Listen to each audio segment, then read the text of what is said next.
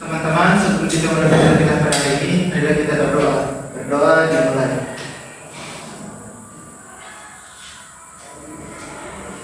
Berdoa selesai.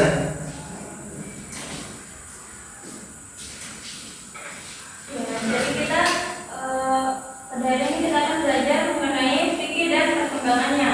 Jadi yang pertama itu ada konsep fikih dalam Islam, yang kedua ruang lingkup fikih, yang ketiga periodisasi perkembangan ilmu fikih. Nah, di periodisasi perkembangan ilmu fikih ini dia terbagi menjadi 4, yakni periode Rasulullah SAW, yang kedua periode periode sahabat, yang ketiga periode tabi'in, dan yang keempat periode taklid.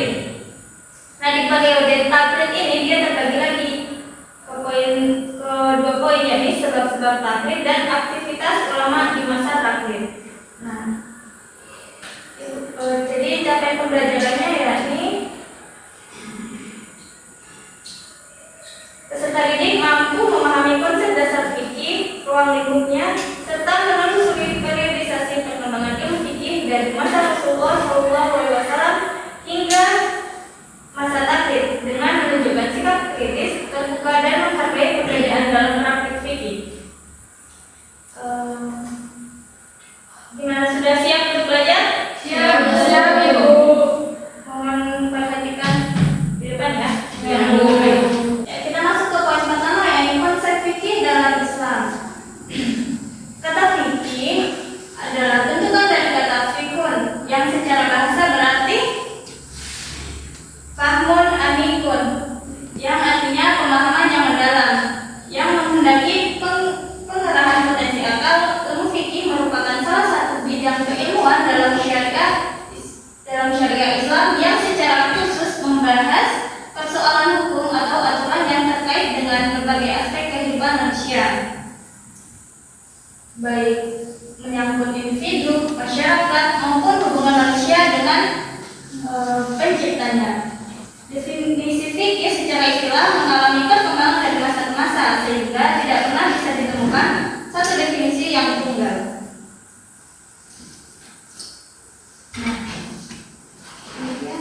Beberapa definisi fikih yang dikemukakan oleh ulama usul fikih. Yang pertama, ini ada yang bisa bacakan?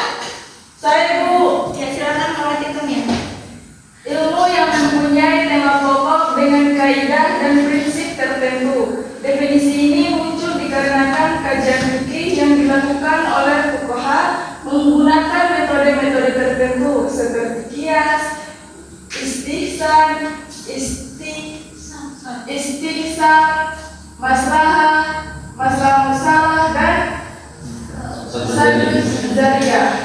Ilmu tentang hukum syariah yang berkaitan dengan perbuatan manusia baik dalam bentuk perintah, larangan, maupun anjuran agar menghindari makruh yang didasarkan pada sumber syariah, bukan akal atau perasaan. Ilmu tentang hukum syariah yang berkaitan dengan ibadah dan muamalah dari sini bisa dimengerti kalau fikih merupakan hukum syariah yang lebih bersifat praktis yang diperoleh dari istidlal atau istihad dari sumber-sumber syariah, yaitu Al-Quran dan hadis. Fikih diperoleh melalui dalil yang terperinci, yakni Al-Quran, Al-Hadis, Qiyas, dan Ijma. Melalui proses istidlal, istinbat, atau nazar. Oleh karena itu, tidak disebut fikih manakala proses analisis untuk menentukan suatu hukum tidak melalui istidlal atau istinbat terhadap salah satu sumber hukum tersebut. Nah, jadi terima kasih kepada narasitumnya. Beri aplaus dulu untuk narasi. Jadi ulama fikih sendiri mendefinisikan fikih sebagai sekumpulan hukum amaliyah atau yang akan dikerjakan yang disyariatkan dalam Islam. Dalam hal ini, kalangan fuqaha membaginya menjadi dua pengertian, yakni yang pertama, memelihara hukum furu' atau hukum keagamaan yang tidak pokok secara mutlak atau sebagainya. Yang kedua, materi hukum itu sendiri, baik yang bersifat qat'i maupun yang bersifat jazmi. Kita masuk ke poin kedua, yaitu ruang lingkup fikih. Ruang lingkup yang terdapat pada ilmu fikih adalah semua hukum yang berbentuk amaliyah untuk diamalkan oleh setiap mukallaf atau orang yang sudah dibebani atau diberi tanggung jawab melaksanakan ajaran syariat Islam dengan tanda-tanda seperti baik,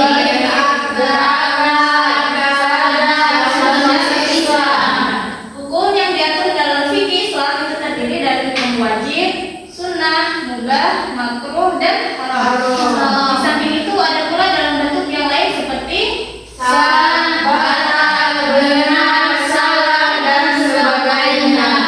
Adapun ruang lingkupnya seperti telah disebutkan. Nah, ini ruang lingkupnya. Yang pertama itu hukum yang bertalian dengan hubungan manusia dengan Kholiknya, Allah Subhanahu Wa Taala. Hukum-hukum itu bertalian dengan hukum-hukum ibadah. Yang kedua, Putri Yasmin, silakan. Hukum-hukum yang bertalian dengan muamalah yaitu hukum-hukum yang mengatur hubungan manusia dengan sesamanya, baik pribadi maupun kelompok dalam segi transaksi finansial. Nah, yang ketiga yaitu hukum-hukum munakahah atau pernikahan. Ini sering juga disebut dengan hukum kekeluargaan. Nah, hukum ini mengatur manusia dalam keluarga baik awal pembentukannya sampai pada akhirnya. Yang keempat yaitu hukum Jinayah atau hukum perdata, yaitu hukum yang mengikat manusia dengan kehidupan sehari-hari dalam jadi keempat hukum Islam inilah yang dibicarakan dalam kitab-kitab fikih dan terus berkembang hingga saat ini. Kita masuk ke poin ketiga, yakni periodisasi perkembangan ilmu fikih. Rumah Syamaku, bisa tolong bacakan? Oke, bisa Bu. Ya, silakan. Menurut Syekh Abdul Wahab Khalaf W 1357 Hijriah atau 1956 Masehi, perkembangan Tariqah Al-Tashri atau fikih Islam berbagi menjadi 4 periode, yakni periode Rasulullah, periode sahabat, periode tadwin, dan periode taklid.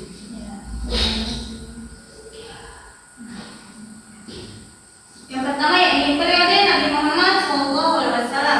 Nah, tarikh tashri Islam atau sejarah fikih Islam pada hakikatnya tumbuh dan berkembang di masa Nabi, karena Nabilah yang mempunyai wewenang atas dasar wahyu untuk mentashrikan hukum dan berakhir dengan wafatnya Nabi. Sebagaimana diterangkan dalam firman Allah Quran surat An-Najm ayat 3-4. Ada yang bisa bacakan?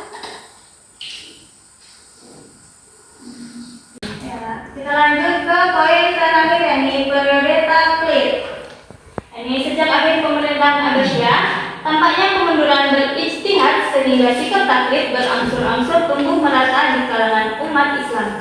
Yang dimaksud dengan masa taklid adalah masa ketika semangat atau himmah para ulama untuk melakukan ijtihad mutlak mulai melemah dan mereka kembali kepada dasar tasyri' yang asasi dalam pengistinbatan hukum dari nas Al-Quran dan Al-Sunnah. Nah, ada sebab-sebab taklid. Jadi secara umum sikap taklid disebabkan oleh keterbelengguan akal pikiran sebagai akibat hilangnya kebebasan berpikir. Sikap taklid disebabkan pula oleh adanya para ulama saat itu yang kehilangan kepercayaan diri untuk berijtihad secara mandiri. Mereka menganggap para pendiri mazhab lebih cerdas ketimbang dirinya.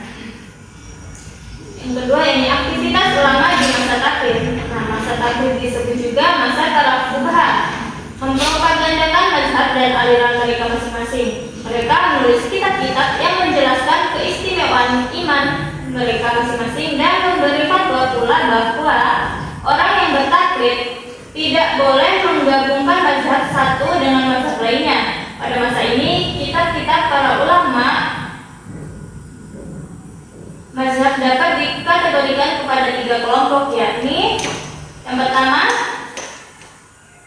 matan, syarah dan hasyiah. Matan adalah kumpulan masalah-masalah pokok yang disusun dengan bahasa yang sederhana dan mudah. Nah, sedangkan hasyiah adalah komentar dari syarah yang dirasa masih perlu dijabarkan atau diperinci kembali. Nah, sampai sini ada yang mau ditanyakan? Tidak, Bu. Kalau tidak berarti ini yang bertanya ya. Tadi kita sudah belajar. Jadi kalau yang tidak bisa jawab dari kemana? Apa yang kamu ketahui tentang istilah fikih? Atau pengertian fikih? Ayo, siapa yang bisa? Kalau nggak ada yang katakan, ditunjuk ya. Mau tutup ya?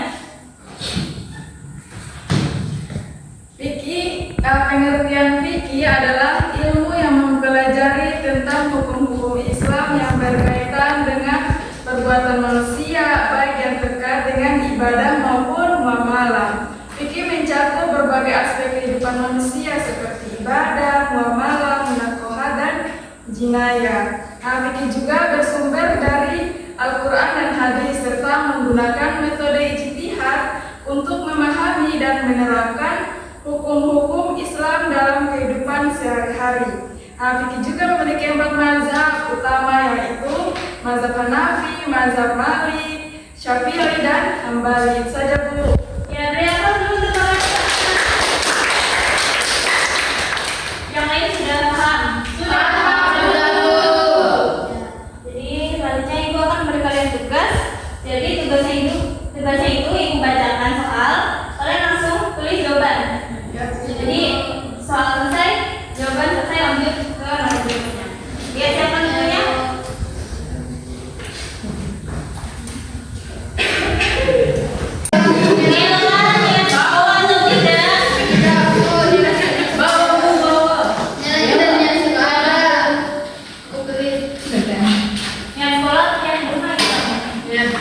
Dia main-main terus, Ibu. Jangan dijawab ya.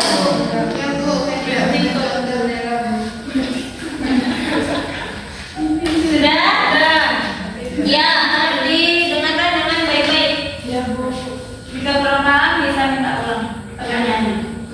Yang pertama, fikih secara bahasa berarti A. Hukum, B. Pengertian, C. Ilmu, D. Pengetahuan.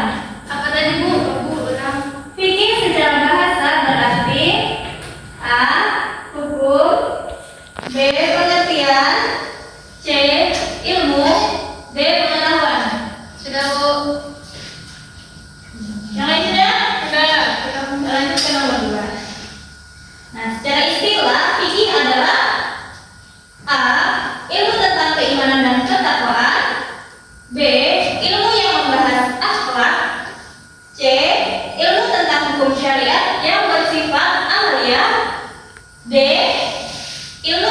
sejarah para sahabat. Jutaan kebangun saya ulangi sekali lagi. Secara istilah, fikih adalah A. Ilmu tentang keimanan dan ketakwaan. B. Ilmu yang membahas akhlak. C. Ilmu tentang hukum syariat yang bersifat amalia. D. Ilmu tentang sejarah para sahabat. Untuk istilah mengikuti, kamu tidak bikin tugas. Ya, kamu lihat sekolah apa? Gimana? Dia main-main HP itu, kita HP itu. Keterlaluan. Ibu siapa bu? Kalau tidak ada belajar keterlaluan. Lanjut. Yang ketiga, di bawah ini yang bisa termasuk dalam ruang lingkup fikih adalah A. Ibadah. B. Muamalah. C. Akidah. D. Jinayah. Pelan-pelan bu, terlipat. Di bawah ini yang bukan termasuk dalam ruang lingkup fikih adalah A. Ibadah. B. Muamalah. C. Akidah. D. Jinayah. Sudah? Nah, sudah ibu. Nomor 4. Ruang lingkup fikih yang membahas hubungan manusia dengan Allah adalah